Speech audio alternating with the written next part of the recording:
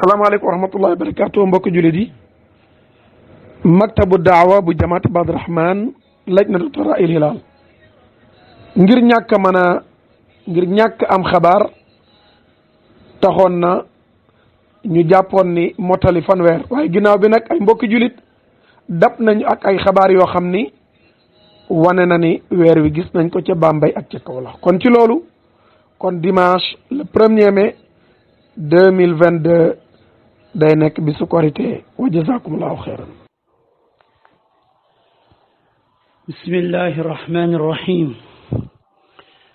assalaamu aleykum wa rahmatullahi taala wa barakaatu. mbokk yi ñu ngi nuyoo ñëpp di wàcce ku ci nekk sa wàccuwaay di ñaanal ku ci nekk yàlla defal ko jàmm defal ko xéewal defal ko mucc.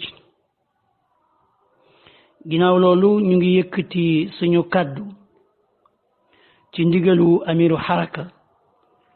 di Cheikh Ousmane Gallaju Ka xafidahullah wa raahu ñuy xamle ne commission bi nga xamante ne moom mooy saytu weer wi toog na tey jii samedi ci ngoon ñu def suñu séntu yàlla def nekk séntu googu nga xam ne moom la ñu def lii mooy lañu ci jëlee am nañu xibaaru ne ci biir réew mi fii ci Sénégal am nañu xibaaru ne weer wi feeñ na fële ci Bambey ñu am xibaaru itam ne weer wi feeñ na ci Kaolack ci benn village bu ñu tuddee Bitéen su ko defee ci gox bi nga xam ne moom moo sëkkook ñun ay frontière ñu am xibaaru ne itam weer wi feeñ na ci Mali ci gox gi ñu tuddee Ségou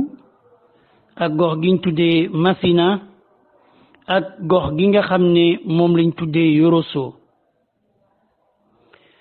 kàddu googu nekk ñu ngi ko jëlee ci ministère bi nga xamante ne moom moo yore wàllu lislaam ba ci Mali. kon xibaar yooyu ñu am moo ñu yóbbee ñu wax ne kon suba di dimanche di benn fan ci weeru mai moom mooy iidul fitre maanaam ci la ñuy def julli korité.